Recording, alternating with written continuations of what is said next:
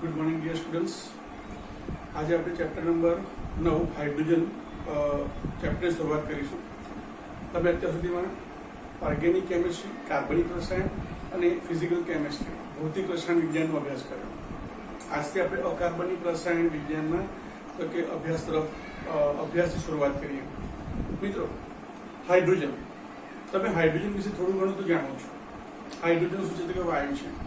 મિત્રો, હાઇડ્રોજન એક એવું તત્વ છે કે જે સમગ્ર આવર્ત કોષ્ટકમાં પૃથ્વી પરના જેટલા પણ તત્વો છે એમાં સૌથી તો કે હલકું તત્વ છે, વજનમાં સૌથી હલકું તત્વ છે।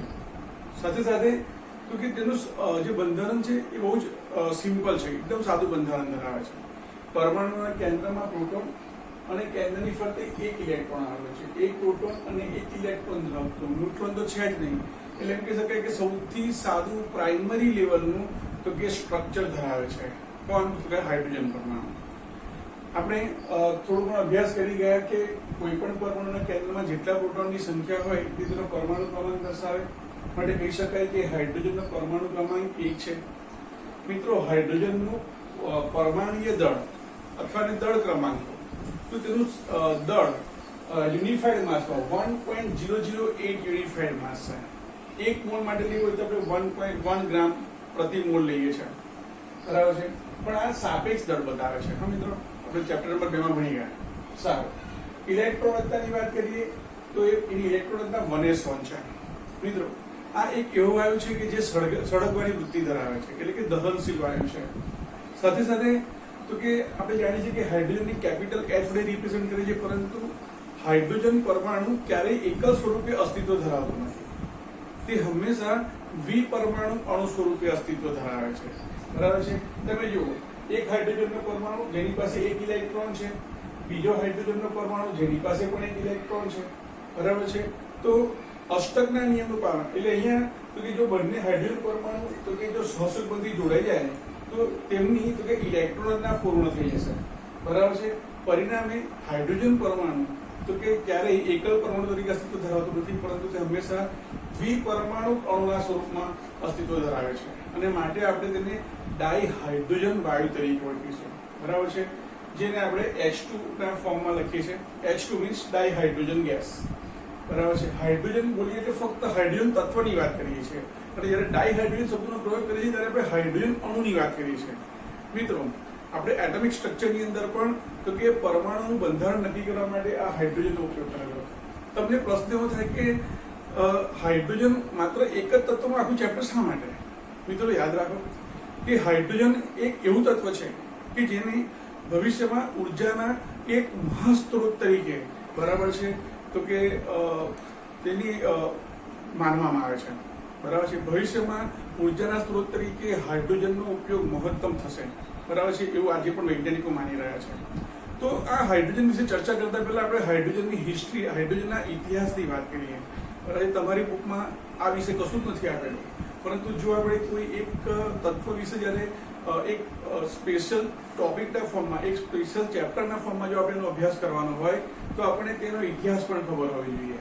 તો આપણે આ ઇતિહાસ છે તમારી બુકમાં માંથી કશું જ નથી આપેલું, પણ સમજો, બરાબર છે, શું કહેવા માંગે છે અહીંયા। હાઇડ્રોજનની શોધ કેવી રીતે થઈ? મિત્રો, હાઇડ્રોજનની શોધ 1766માં હેનરી કેવેન્ડિશ નામના વૈજ્ઞાનિકે કરી છે, બરાબર છે। હેનરી કેવેન્ડિશ નામના વૈજ્ઞાનિકે કરી છે। તો એ પહેલા હેનરી કેવેન્ડિશે તો કે હાઇડ્રોજન તત્વની શોધ કરી, પરંતુ હાઇડ્રોજન વાયુની સૌપ્રથમ તો કે પ્રાથમિક માહિતી કોને આપી? તો કે રોબર્ટ બોયલ નામના વૈજ્ઞાનિકે 17મી સદીની અંદર 1671 ની અંદર તેને પ્રયોગો દ્વારા એને સૂચવ્યું કે જ્યારે લોખંડના ભંગાર, લોખંડના ભૂક્કા પર જ્યારે મંદ એસિડ ઉમેરવામાં આવે છે ત્યારે કેટલોક વાયુ ઉત્પન્ન થાય છે, બરાબર છે। આ વાયુ કયા પ્રકારનું છે તેની તે માહિતી આપી શક્યો નહીં। તેના પર તો કે લગભગ 90 વર્ષની આસપાસ, 90-95 વર્ષ પછીથી તો કે હેનરી કેવેન્ડિશ નામના વૈજ્ઞાનિકે આ જ પ્રયોગનો તો કે આગળ સંશોધન કરીને તેને પુરવાર કર્યું કે લોખંડના ભૂક્કા અને મંદ એસિડની વચ્ચે પ્રક્રિયા થવાથી તો કે જે વાયુ ઉત્પન્ન થાય છે એ એક નવા પ્રકારનો વાયુ છે અને એક અલગ તત્વ સ્વરૂપે છે। તે કોઈ સંયોજન નથી, પરંતુ તે એક અલગ તત્વ છે। તો 1766માં હેનરી કેવેન્ડિશ નામના વૈજ્ઞાનિકે હાઇડ્રોજનને તો કે અલગ તત્વ બરાબર છે, તેની શોધ કરી. માટે હાઇડ્રોજનના શોધક, હાઇડ્રોજનના જનક તરીકે તો કે હેનરી કેવેન્ડિશનું નામ આપવામાં આવે છે. હાઇડ્રોજનના શોધક કોણ છે તો કે હેનરી કેવેન્ડિશ. બરાબર છે. તેને આગળ પ્રયોગ કર્યા અને જોયું કે જ્યારે હાઇડ્રોજનને હવાની હાજરીમાં હવાની હાજરીમાં દેટ મીન્સ કે ઓક્સિજન સાથે એને સળગાવવામાં આવે છે, એટલે કે દહનની પ્રક્રિયા કરવામાં આવે છે, ત્યારે તો કે પાણી ઉત્પન્ન થાય છે. સાથે સાથે એને જોયું કે આ જે વાયુ છે એને તો કે તે સળગવાની વૃત્તિ દર્શાવે છે, એટલે કે તે દહનશીલ વાયુ છે. બરાબર છે.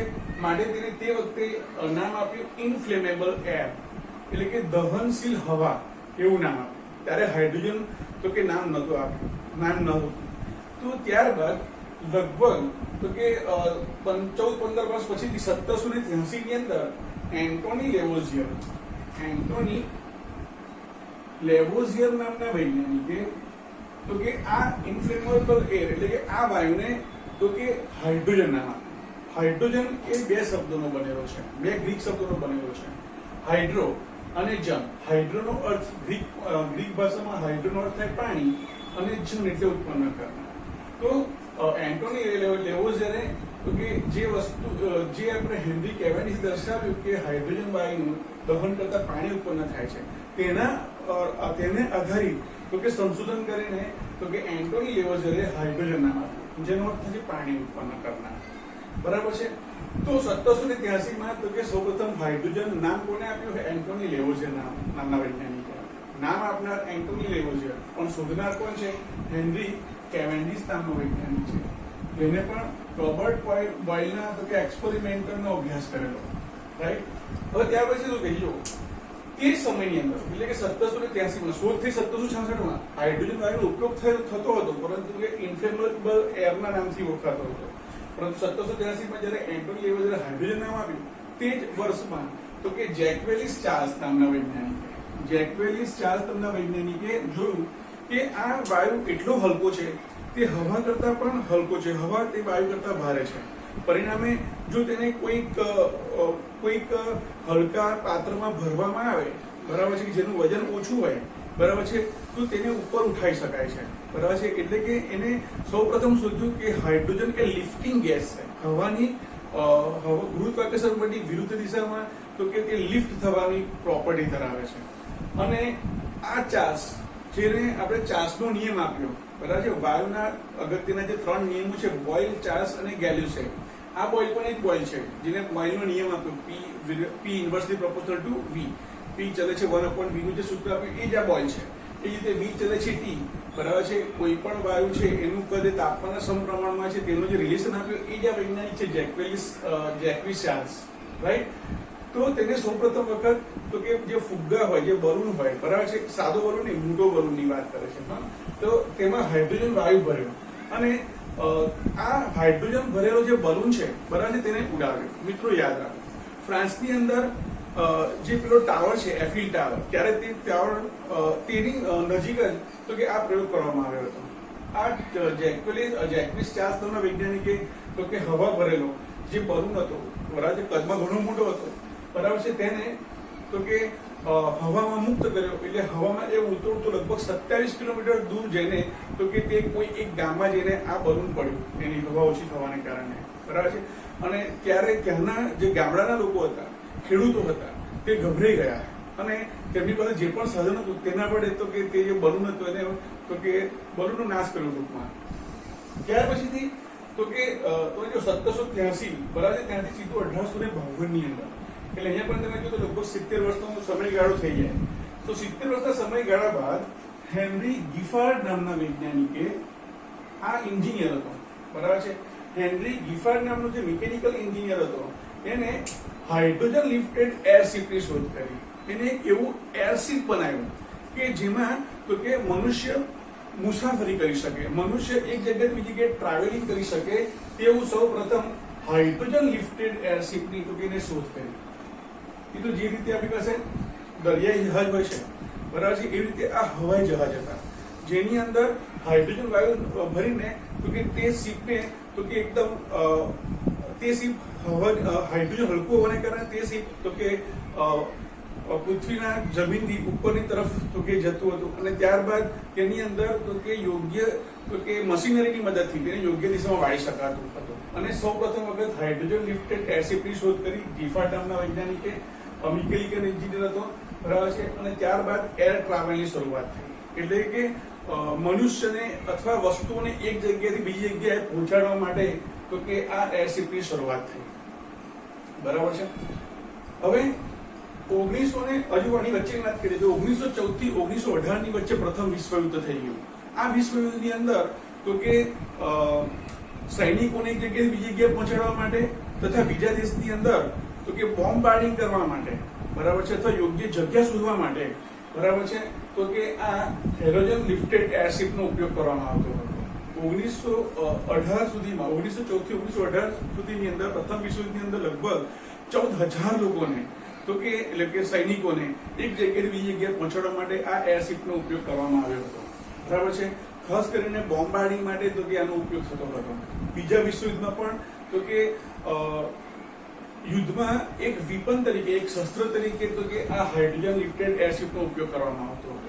ત્યારબાદ 1919 ની અંદર હવે તમે વિચારો આ સમયગાળા દરમિયાન તો કે એરશિપ વડે મુસાફરી ટ્રાવેલિંગ થઈ શકતું હતું, પણ 1919 ની અંદર બ્રિટિશ એરશિપ, બરાબર છે, બ્રિટિશ એરશિપ નામની જે કંપની હતી કે જે મુસાફરોને એક જગ્યાએથી બીજી જગ્યાએ પહોંચાડવા માટે તો કે પોતાની કંપની સ્થાપી હતી. આ બ્રિટિશ એરશિપ કંપનીએ સૌ પ્રથમ વખત યુકે, બરાબર, એટલે યુરોપ અને અમેરિકા વચ્ચેનું જે એટલાન્ટિક ઓશિયન છે એને ક્રોસ કરી બતાવ્યું અને ત્યારબાદ યુરોપથી અમેરિકા સુધીને તો કે એરશિપની મદદથી તો કે જઈ શકાતું હતું અને ઘણા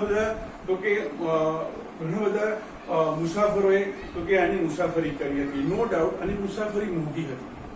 તમે મિત્રો ટાઇટેનિક વિશે જાણો છો તો ટાઇટેનિક 1912 ની અંદર લગભગ 1912 ની અંદર તો કે પહેલી વખત જ તો કે ટાઇટેનિક જે જહાજ હતું, મહાકાય જાયન્ટ જે જહાજ હતું, બરાબર, જેની અંદર 4,000 થી પણ વધારે લોકો મુસાફરી કરી રહ્યા હતા, બરાબર છે, પહેલી વખત મુસાફરી કરી રહ્યા હતા અને ચાર જ દિવસની અંદર તો કે એ અમેરિકાના ન્યૂ જર્સીની 300 માઇલ દૂર, બરાબર છે, પેલા હિમશિલા સાથે, ગ્લેશિયર સાથે ટકરાવાને કારણે તેનો નાશ થયો હતો. તો ટાઇટેનિક મૂવી દરેક લોકોએ, દરેક વિદ્યાર્થી, દરેક વ્યક્તિએ તો કે જોયું હશે, બરાબર છે. એ ધ ટાઇટેનિક જે સમુદ્ર જે દરિયાઈ જહાજ હતું, બરાબર છે, તેને ટક્કર આપે તેવું તો કે ધ હિન્ડનબર્ગ નામનું તો કે એરશિપ હતું, બરાબર છે. તે ઘણી બધી મુસાફરીઓ કરી ચૂક્યું હતું, ઘણા બધા મુસાફરોને, બરાબર છે, તો કે એની અંદર ટ્રાવેલિંગ કરી ચૂક્યું હતું. પરંતુ 6 મે 1937 ના રોજ ધ હિન્ડનબર્ગ નામનું જે એરશિપ હતું, બરાબર છે મિત્રો, એ એરશિપની અંદર એક ટિકિટની કિંમત $400 હતી અથવા 400 પાઉન્ડ હતી. જે સમયે તો કે 400 પાઉન્ડની અંદર તો કે જે તે સમયે યુરોપની અંદર તો કે એક નવી કાર આવી જતી હતી, એટલી આ ખર્ચાળ તો કે એની ફી હતી. આમ લોકોને પોસાય નહીં તેવી ફી હતી, બરાબર છે. તો એવું આ હિન્ડનબર્ગ તો કે જ્યારે ફ્રાન્સથી એ અમેરિકા જવા માટે નીકળ્યું, બરાબર છે, તે દરમિયાન અમેરિકા પહોંચી ગયું અને અમેરિકાની અંદર ન્યૂ જર્સીની અંદર જ્યાં આગળ એનું જે ગ્રાઉન્ડ હોય, બરાબર, જ્યાં આગળ એને ઉતરવાનું છે, બરાબર છે, તે ગ્રાઉન્ડ પાસે જ્યારે પહોંચ્યું ત્યારે તે હવામાં જ સળગી ઉઠ્યું, બરાબર છે. અને લગભગ એની અંદર ક્રૂ મેમ્બર સાથે લગભગ 120 જેટલા તો કે વ્યક્તિઓ મુસાફરી કરી રહ્યા હતા, જેમાંથી 36 મુસાફરો મોતને ભેટ્યા અને બાકીના તો કે એ જ્યારે સળગી ઉઠ્યું ત્યારે તેમાંથી તેની બારીઓ તોડીને કૂદીને તો કે એ વ્યક્તિઓએ લગભગ 60 થી 62 વ્યક્તિઓનો જાન બચ્યો હતો. આ ધ હિન્ડનબર્ગ નામનું જે મહાકાય એરશિપ હતું તે હવામાં જ જ્યાં લેન્ડ કરવાનું છે તે જગ્યાએ જ, બરાબર છે, હવામાં જ તે સળગી ઉઠ્યું હતું અને તે વખતે તેનું જીવંત પ્રસારણ થઈ રહ્યું હતું, બરાબર છે, ટીવી ઉપર અમેરિકાની અંદર. અને ત્યારે લોકો ફફડી ઉઠ્યા હતા અને ત્યારબાદ તો કે એરશિપની ઇન્ડસ્ટ્રી ત્યારબાદ તો કે ટ્રાવેલિંગ માટે બંધ થઈ ગઈ. એરશિપનો ઉપયોગ આજે પણ થાય છે, પરંતુ શોધ સંશોધન માટે થાય છે, બરાબર છે.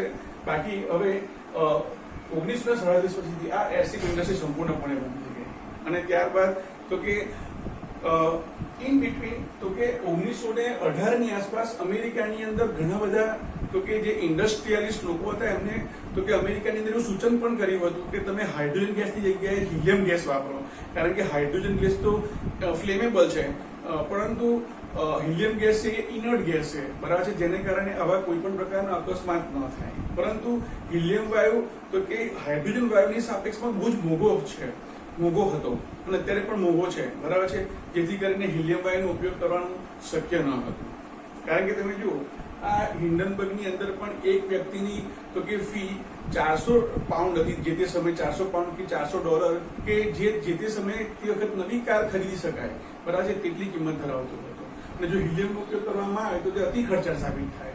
ટૂંકમાં 1937 પછીથી તો કે આ એરશિપ ઇન્ડસ્ટ્રી બંધ કરી દેવામાં આવી. મિત્રો, જો તમારી પાસે અત્યારે વેકેશન જેવો સમય છે, જો તમારી પાસે સમય હોય તો યુટ્યુબ ઉપર તમે ધ હિન્ડનબર્ગ નામ લખશો તો તમને એ મૂવી જોવા મળશે, બરાબર છે. સરસ મજાનું મૂવી છે, જોવા જેવું છે, ઇંગ્લિશમાં છે, પરંતુ જોશો તો તમને ખ્યાલ આવશે, બરાબર છે. તો આપણે આ હાઇડ્રોજનની હિસ્ટ્રી ભણ્યા, જેનો આપણે અત્યારે અહીંયા કોઈ ઉપયોગ નથી, પરંતુ આપણે જ્યારે હાઇડ્રોજન વિશે આપણે ચર્ચા કરવાના છે તો આપણે એની હિસ્ટ્રી જાણવી જરૂરી હતી, બરાબર છે. તો હવે આપણે નેક્સ્ટ લેક્ચરથી આપણે હાઇડ્રોજન ચેપ્ટરનો આપણે આગળ અભ્યાસ કરીશું.